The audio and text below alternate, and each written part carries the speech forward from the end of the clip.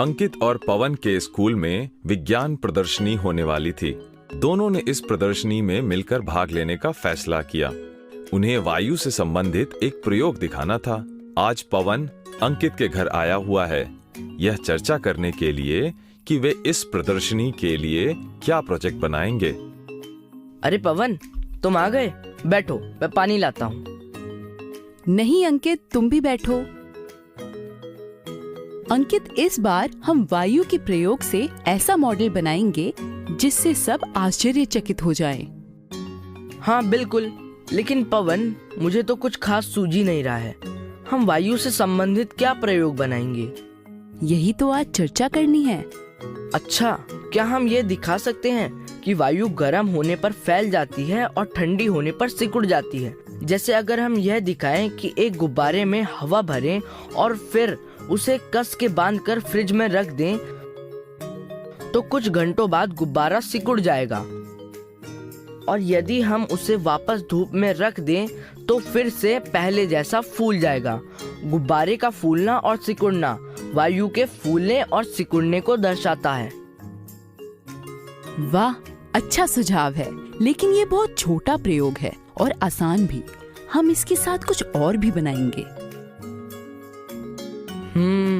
हम ये दिखा सकते हैं कि वायु में धूल के कण भी होते हैं।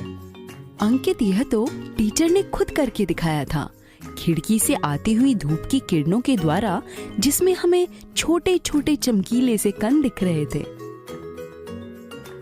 हाँ, याद आया। मैं सोच रहा हूँ कि हम वायु के संघटक क्या हैं, ये सिद्ध कर सकते हैं। हाँ, ये मजेदार है, इस पर कुछ चर्चा करते हैं। देखो, अगर हम फ्रिज से एक पानी की बोतल निकाल कर बाहर रखें तो उसकी बाहरी ओर भी पानी की एक परत बनने लगती है। बोतल बंद होगी तब भी। इससे साबित होता है कि हवा में जल वाष्प होता है, इसी की वजह से बारिश होती है। पवन रसोई घर से पानी का गिलास लेकर आता है।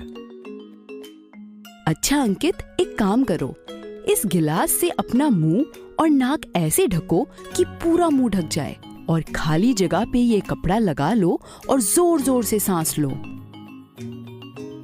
अंकित को कुछ ही देर में सांस लेने में दिक्कत होने लगती है।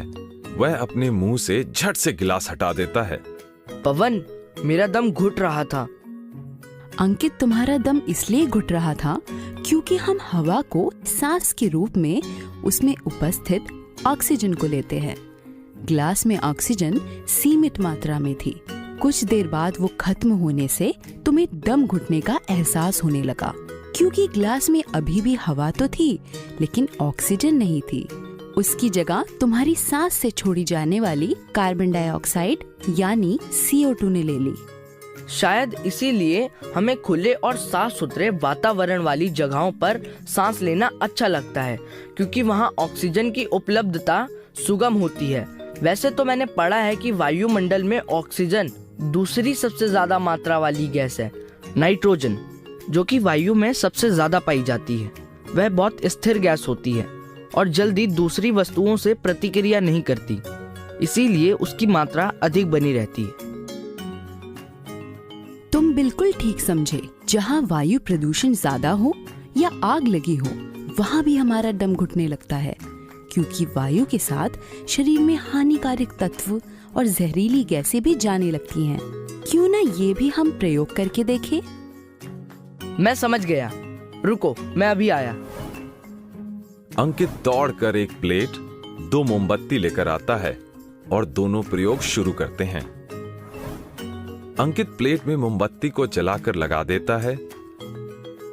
पवन उसमें धीरे से पानी डालता है ताकि आधी प्लेट भर जाए।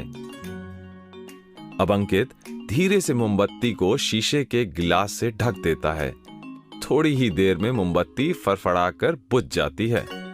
ये देखो, जल सतह गिलास में ऊपर हो गई, यानी जितनी भी ऑक्सीजन जल गई उतनी जगह पानी ने भर दी। और देखो, गिलास में कुछ उजला धुआं भी भर गया है। ये शायद कार्बन डाइऑक्साइड या जहरीली गैसों का मिश्रण है। क्या बढ़िया और मजेदार प्रयोग था। क्या तुमने देखा है कि जब हम लकड़ी जलाते हैं तो उसमें से काला धुआं निकलता है। ये धुआं कई गैसों का मिश्रण होता है, जिसमें कार्बन डाइऑक्साइड यानी CO2 मुख्य गैस होती है। हाँ, मैंने टीवी पे समाचार में सुना था कि दिल्ली, लखनऊ जैसे शहरों में प्रदूषण, जिसमें ज्यादातर कार्बन डाइऑक्साइड होती है, अक्सर बढ़ जाती है, जिसके कारण सांस लेने में तकलीफ और कम दूरी तक दिखाई पड़ता है। सर्दियों में धुंध या कोहरा छा जाने से हमारी दृष्टि सीमा और भी कम हो जाती है। बिल्कुल ठीक। यह भी कि जब हम आसमान में ऊपर जाते हैं तो वायु और ऑक्सीजन की मात्रा कम होती जाती है, इसलिए पहाड़ों पर सांस लेना मुश्किल होता है। अच्छा, अब वायु के संगठन के बारे में बहुत बात हो गई। अब हमें अपने विज्ञान प्रदर्शनी पे ध्यान देना चाहिए। क्यों ना हम मोमबत्ती की जगह कोई लकड़ी या पूजा में इस्तेमाल वाले कपूर को जलाए और नीचे पानी की जगह कोई केमिकल का इस्तेमाल करें, जिसमें कार्बन डाइऑक्साइड घुलकर रंग बदल ले। वाह पवन, आइडिया तो अच्छा है। हमारा प्रयोग सबसे अच्छा होगा। इसके लिए हमें टीचर की मदद लेनी चाहिए। हाँ बिल्कुल, ये प्रयोग शायद बहुत लोगों ने किया हो, पर कुछ परिवर्तन कर हम इस प्रयोग से काफी कुछ प्रतियोगिता में दिखा पाएंगे। चलो, अब पढ़ाई बहुत हुई। सभी सामान जगह पर वापस रख देते हैं और खेलने चलते हैं।